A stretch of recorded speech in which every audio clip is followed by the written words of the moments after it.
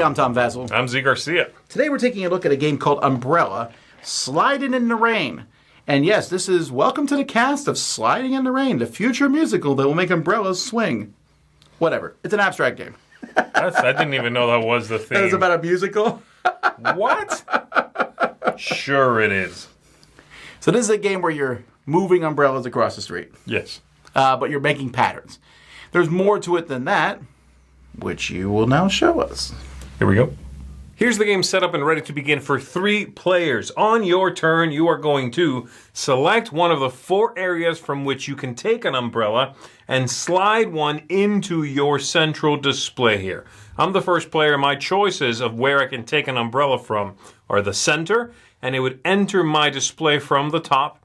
One of these in my personal reserve, and they would enter from the bottom here, or this side, and they enter this way or this way respectively. So for example, if I take this token here, it's going to enter my board from my right here. So I could say put it in, let's say I want it to come in right here in this line. Then the one on the opposite side is going to be pushed out, and it goes to this location. Another example, let's say I want to enter this piece from the bottom here, and let's say I want to put it right there, then the top one is going to be pushed out, and it goes to the center. The only area that no one will ever take anything from but me is these at the bottom right here. They're my own personal stock, okay? But these, the players on my right and my left will have access to, and the center everyone will have access to. So that's the idea, and that's how the manipulation is going to go. So very first thing you do is pick one of those locations, pick an umbrella there, and push it into your own display. Secondly, you're going to check if you complete any patterns. So I have a couple of pattern options here. Every player begins with some. And if I can get these places to be filled in my display by the same color, then I am going to score that thing. So for example, I take a turn doing, let's say, this. No, let's do this instead. I take a turn doing this first. Right, pushing this, and this one goes there, and then on my next turn, assuming nothing's changed too much, I'm going to push this one in here, push that over there, boom. I've completed this pattern in red. There, there, there, and there. Great. I'm going to score that thing. I'm going to take one of these scoring tokens, and I'm going to cover one of the red umbrellas right here. Now, this is the level at which we're playing. We're playing on level 1 right now, indicated on this side. Every player has to have one that says level 1. But there's level 2s, level 3s, and level 4s with different scoring opportunities. So I'm going to cover one of the red ones. Let's say I put it right there. Okay? And I am going to take this tile and give it to the player on my left. They are going to place it on their board on the next empty one, with the asterisk matching the asterisk on theirs. So they'll rotate it like so, and they'll put it right there. If it was filled, they just have to play it on top of one of the ones they've got. And I've revealed a new one below that. I begin with stacks of 2. Once I finish that one, then I'll just simply have an empty stack right there. And these over here are going to be worth victory points to me. Plus, if I complete a set, you'll see I have some bonus points. If I can make all 3 of these, I'm going to get a bonus 5 points. This continues with the players introducing new umbrellas into their display, ideally scoring patterns, passing those patterns to the left, managing everything they've got going on until the end game is triggered. The end game is going to be triggered from one of 3 different things. You have 10 tokens up here, and these are based on the number of players, by the way. In a 3-player game, there are 17. So having this filled up here, emptying out your scoring opportunities there, if you clear them all without getting new ones from your right, then the end game is also triggered. Or if all of the scoring tokens, again 17 for 3 players, run out. We're going to finish out the round if one of those things is the one that gets triggered. If I finish and the other 2 players going to go. And then we're going to score. So my board is going to score based on all of these tokens I have. Every one of them will be worth 2 victory points. Any possible bonuses for filling in the whole sets. And then at the bottom down here, if I've emptied this area out, my own personal area, I'm going to get 2 bonus points. For everyone I have left, however, it's -1. You figure out everybody's score, and whoever has the most points, of course, is the winner of the game. All right, so component-wise, I think it's a gorgeous. I mean, it's Vincent Dutrait artwork. Yes. But the wooden pieces and the umbrellas, it's very much a bright production. They do some good things about if you're colorblind, there's ways to differentiate between the umbrellas, other ways. There's not a lot more to it than that, though. There's very little. There's very few components, and it goes to the Zool school of design, in which you need one sort of hero component. In a Zool, you've got those, starbursts. Sure. And in this one, the umbrellas are on nice wooden discs. They slide well. They stay within your board really well, not too tight, not too loose. I think the production here is very nice. I love Vincent Dutrait, but I actually think his look is a little too serious for this game. Yeah, maybe. You know what I mean? His look is very, I don't know, elegant. So you're looking for more of you would pick sort of like a video game or an app pop to the umbrellas. Yeah, I feel like this might actually do better if the look was more bubblegummy, more like, those games like Candy Crush kind of look. Or more specifically, this came out at the same time another umbrella game called Agueda, which has bright colored plastic umbrellas, which I think look better than these. Right. So no knock on the artwork here at all. I'm just pointing out that I'm worried that this is going to lose out on sales because it looks kind of serious. It looks a little drab. It looks a little, dry. No pun intended. So there's a few things about this when it comes to the gameplay. First of all, it's very abstract, like I said. So it's just basically you're moving stuff, sliding a row, and then seeing if you match a pattern. You're trying to build these patterns, which takes some work because you're like, okay, I need this red piece here, but if I slide this row and then I slide up, wait, I moved one of the other pieces out of position. Mm-hmm. The other is the scoring mechanisms and these boards, when you finish them, they go to the next person as you're passing them there.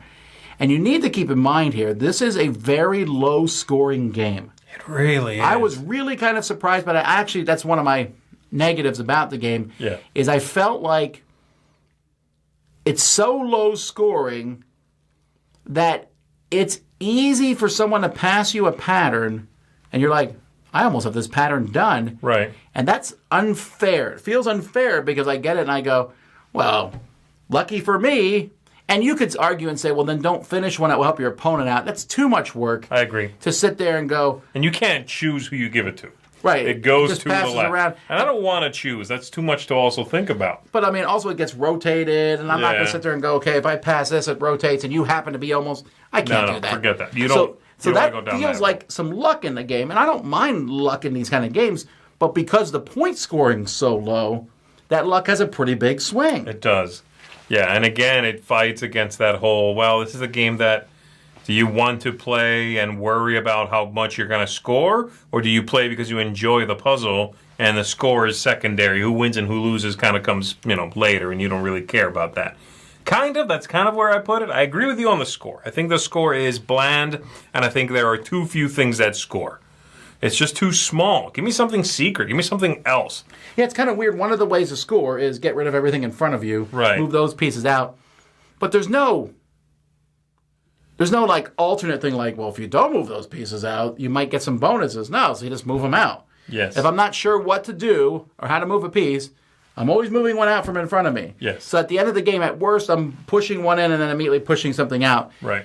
Because the swing there, from 1 to 0 is 3 points, which in this game, again, is huge. Yeah, the scores will be sometimes in the teens. I mean, they're very low scoring game. Having said all that, and the look I mentioned, the score, I'm agreeing with you there. The puzzle and gameplay here, this is probably my favorite make-a-pattern game. I tend to not like those, to be fair, okay? And by that I mean, just like this. You have a 4x4. Oh, put something of the same color in all 4 corners. Immediately. Like, if your game does that, I'm immediately kind of like, ugh, okay. Like, I haven't seen that before. Right. It's just one of those things. They're kind of boring. Especially if we're sharing a board and I'm making patterns and you're making patterns. No, buddy. That's fairly chaotic. That's just random. Hey, look, you heard me because you're trying to do something that you don't know what my thing is. So great. I don't like that. I like it in this game. I like the pattern making thing. It's easy to see. I love the idea of taking it from my right, pushing a row, and the thing that comes out goes to my left. That is so clean and clever. It's probably also one of my favorite games that has things between players. I love that. It really works well. Some of them are going to dry up. If both you and I keep taking from the same one, we're going to dry that up. The center is a lot of fun play, but and usually is packed with stuff. Because you're shooting stuff out. But if you take too much of it, usually what you need is there. But if you take it, you're hurting yourself. That's a great balance too. So I really like that. The puzzly nature of it makes for quick turns. And while I certainly have to think about what I want, it's not mind-breaking. I agree, and it's colorful. It's not a long game. There's a lot going on. Its turns are quick and pretty easy, and I don't like it. This is a game that actually went down for me on repeat playing. So I first played, I was like, I don't know. And I just feel, for me, the luck factor is too high. The luck factor, like when you get your initial things, you can be like, oh, I'm one away from doing one of these already. It is high. And because there's bonuses of like, oh, you get red, yellow. I mean, depending on which one you play, but I'll get a bonus for doing these three. And I'm like, well, I'm way ahead of you. And there's also interaction, but not in a weird way. Like in the last game I played Z, I'm like, I need a yellow. I needed yellow from that side. Z wasn't putting it on his board. He wasn't doing it deliberately. I wasn't going to call attention to it either. Right. I don't know. Just it left me feeling empty. I'm giving this a 5 out of 10. Wow. I really wanted to like it, but I felt like when I pushed everything out, I was like, I can see why people would like it. Yeah. I'm still keeping it in the library because I know people are going to enjoy this game. Yeah. But pattern games for me are met for like Z, but this one didn't. It felt empty. I think you like it more than me. I do. I'm giving it a 7.5. I enjoy it. I like the tension of I'm down to one pattern. If I finish that pattern, the game's over, and I think I have a good chance of winning. So I just have to outpace you so you don't pass me one. Sure. I thought that was neat. And also in that regard, if I see someone's going to end the game, I'm like, all right, clear out in front of me. I can't do a pattern, Just so I'll get some points stuff. that way. Yeah, right. I don't know. I enjoyed the manipulation, I guess. At the end of the day, this is one of those games that wasn't very demanding mentally, challenging. And I found it almost relaxing to be like, okay, I need to I'm close to doing it with green. Da-da-da. Okay, it comes back to me, push one this way. Messing with that gave me that same, it puts you in that brainwave state of messing with a match 3 video game or something. And I enjoyed that. I thought it was a cool one. I think a lot of people out there are going to like this as a relaxing after-dinner family time kind of thing. You know what I mean? That I agree on. Which is why I harp on the look. It doesn't have that look. This looks serious and almost it's almost snooty. Vincent Dutrait's artwork I don't know if I agree with fits period pieces. His artwork fits elegance. that. It is. It's from the... I'm sliding Get out of here. in the rain. So I think bubblegummy and a little more bright and poppy and child-friendly would have been better, but that's neither here nor there. I like it. I'm giving it a 7.5. There you go, folks. That's Umbrella. I'm Tom Vasel. I'm Zee Garcia. We'll see you next time. In the rain.